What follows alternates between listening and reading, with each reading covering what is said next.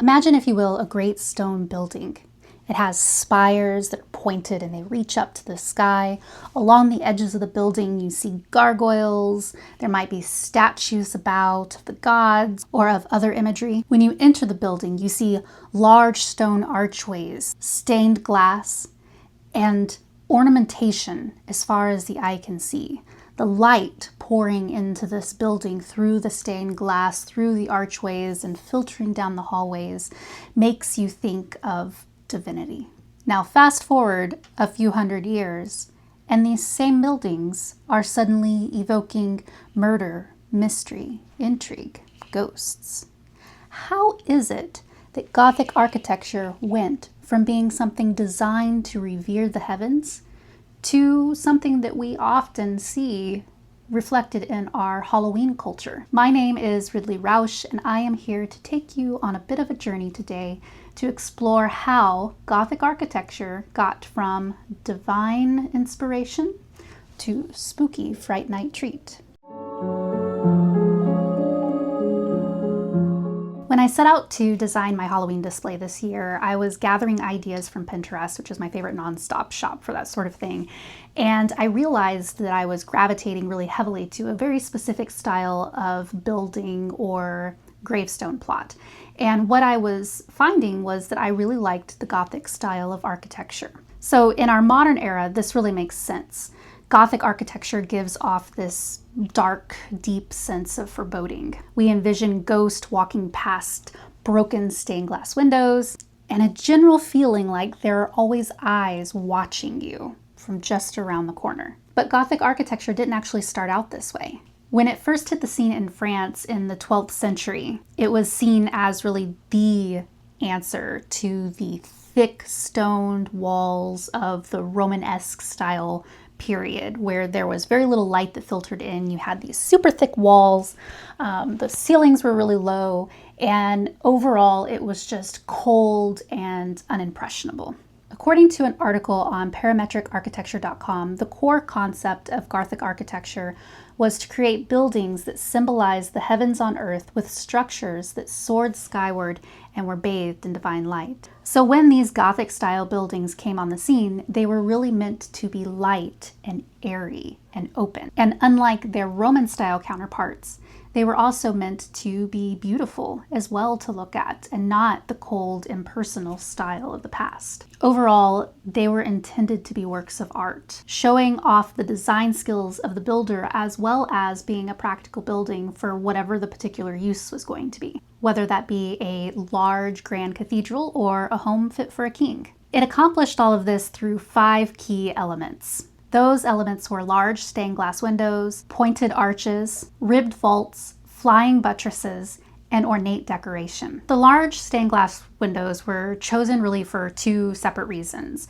First off, they would let in a ton of light. This was something that had been missing from Roman style architecture, and it really contributed to these buildings being seen as light and airy and having that feel of openness to them. The second reason was because the glass could be customized. So if you had a cathedral, you could have windows with biblical scenes on it that were stunning works of art. If you were a king who was building your palatial home, you could have scenes of battle and intrigue. You could have pictures of yourself up everywhere, immortalized in art. Next were the archways.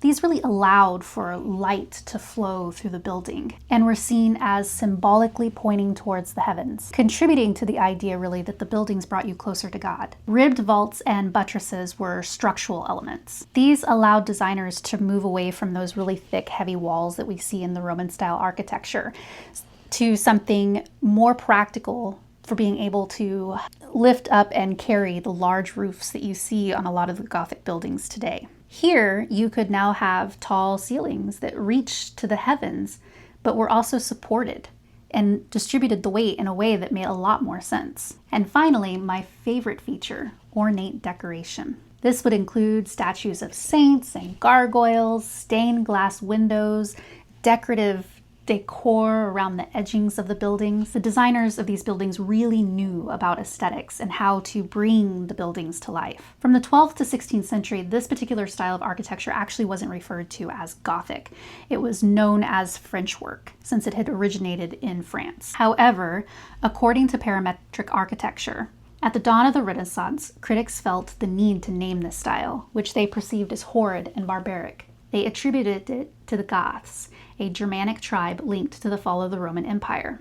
And it was this renaming at the end of the 16th century that signaled the shift from Gothic architecture to the more Renaissance-style architecture that came after. So how is it that Gothic architecture went from being a work of art meant to invoke the heavens and divine light to the dark and dreary and downright spooky thing that we know it to be today? Well, you have both literature and the cinema to thank for that. In 1764, a man named Horace Walpole published a book called The Castle of Otranto. This book would become the first major publication in what we now call Gothic literature. By the time this book was published, it was the 18th century, and Gothic-style architecture had long since faded from popularity. As a matter of fact, it had been almost 200 years since Gothic architecture had been all the rage. This meant by the time Horace wrote his book, those beautiful ornate buildings that had been built earlier were now likely in ruin and disrepair. Their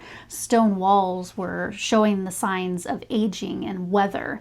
The spires were likely crumbling and toppling over on themselves if they weren't kept. And gargoyles and statuettes were probably long since chipped. That meant these buildings had gone from being ornately, beautifully decorated places to old, dreary-looking monuments. As someone who's always been fascinated by the old and crumbling buildings that I see along my travels, even more modern-day ones, I can really imagine what Horace would have probably thought or felt as he drove through the countrysides of Europe and saw these buildings, seeing them crumbling and falling apart, and how that would have felt sort of dreary and dreadful. According to exploringcastles.com, as a result of the influence of the Gothic novel, people's imaginations began to conjure up pictures of Gothic castles. The public began to imagine castles to be deserted places of hauntings, murder mystery, and intrigue. My favorite description of Gothic architecture within a Gothic novel has got to come from Bram Stoker's Dracula. I became conscious of the fact that the driver was in the act of pulling up the horses in the courtyard of a vast ruined castle, from whose tall black windows came no ray of light, and whose broken battlements showed a jagged line against the moonlit sky. Jonathan Harker's character goes on to describe the large archway and the great door studded in iron nails and set in a projecting doorway of massive stone. This description really captures the dread and darkness that the characters in Gothic novels always felt when they found themselves face to face with buildings from a bygone era. The castles and cathedrals that these stories were set in really offered a whole new layer of psychological terror to these stories on top of the physical terror that the characters were already experiencing. So, in a way, in their fight against the forces that were out to get them, they were also, in a way, fighting against the very building that they were trapped within. Poor Jonathan Harker was trapped in a building in a castle that Dracula himself had so many doors and hallways and staircases that it was almost impossible to find your way around, which meant that not only was Dracula a threat to Harker, but the castle itself was also a threat, a tool used to hold Harker hostage, both physically and psychologically. Another literary example would be Edgar Allan Poe's The Fall of the House of Usher. Poe goes into great detail describing the building at the start of his story. From his description, you get a genuine feeling for how depressing and hopeless the place was. I know not how it was, but with the first glimpse of the building, a sense of insufferable gloom pervaded my spirit. I looked upon the scene before me, upon the mere house and the simple landscape features of the domain, upon the bleak walls, upon the vacant eye-like windows, upon a few rank sedges with an utter depression of soul, which I can compare to no earthly sensation more properly than to the after-dream of a reveler upon opium, the bitter lapse into everyday life, the hideous dropping off of the veil. Throughout the story, the house is its own character. It is a literal, physical manifestation of the family's own decay and descent into madness. These descriptors, these feelings of doom and gloom, were inspired by other earlier works of Gothic literature that Poe carried into his own stories. And those elements from earlier stories were actually inspired by the very Gothic architecture that was once meant to revere the heavens. These stories were then brought to life once the cinema was born. From black and white films all the way through the modern day cinema, we have dozens of examples that really help reinforce how we feel about Gothic architecture. Some films show exact direct examples of Gothic architecture. You see all those classical elements, and then some really just kind of take the general vibe and feeling from Gothic literature and impose those upon more modern day videos, giving the settings in the movies a mind of their own, adding to the psychological horror and suspense of the story. Two examples of this are Crimson Peak and The House on Haunted Hill. In Crimson Peak, Guillermo Del Toro created this beautiful, crumbling Gothic romance in an old mansion in Britain. The house itself was so key to the overall outcome of the movie that the crew built a 3.5-story house within a sound studio instead of individual sets. That's how important it was to have that Gothic architectural element within this particular movie. The house was complete with large stone stairways, pointed spires, and tall ceilings, all of the features that make up traditional Gothic architecture. Del Toro said that he wanted the house to really feel like it was a living, breathing entity, a cage or a killing floor. Beyond the Gothic architecture, that whole feel for the movie was really captured in 3 key ways. The first is that Allerdale House is actually a real manifestation of the family's sins, sort of like what we see in Edgar Allan Poe's story.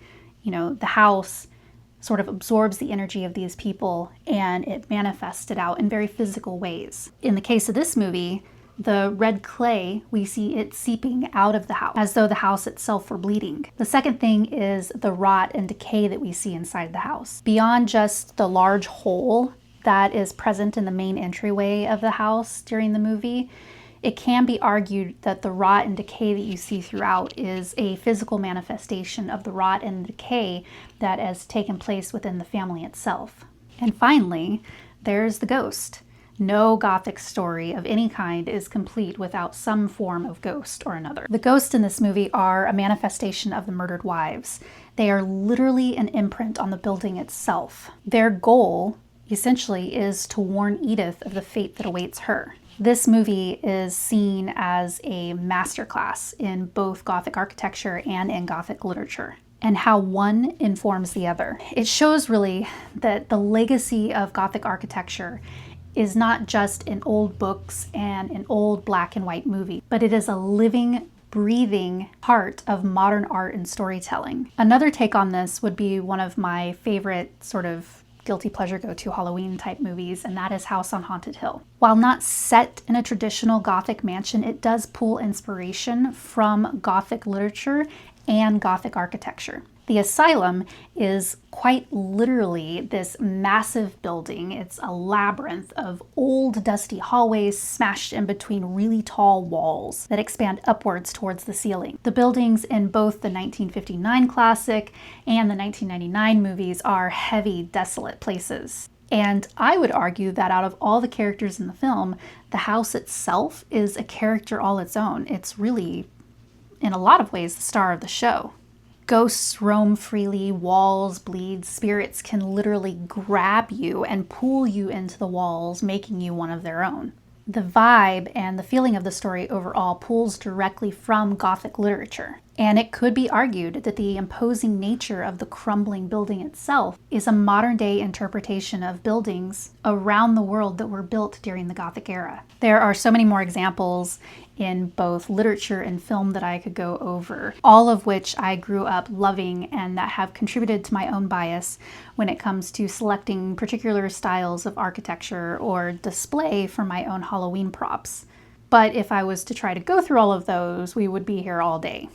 To wrap this up, I think this quote from Parametric Architecture really sort of sums up this whole thing perfectly. Today, Gothic evokes a mood of dark, mysterious spaces and continues to influence modern horror and fantasy genres. It's quite ironic, though, that a structure built with the purpose of allowing more light and pursuing the divine has been transformed into a dark horror mystery. Thank you for joining me as we dove into the history of Gothic architecture today and how it has gone from this work of divine light and reverence to the spooky Halloween aesthetic that we know it today. I really hope that you enjoyed this video. If you did, please consider sharing the video, please like it, and consider subscribing to the channel. Until next time, stay curious and stay spooky, my friends.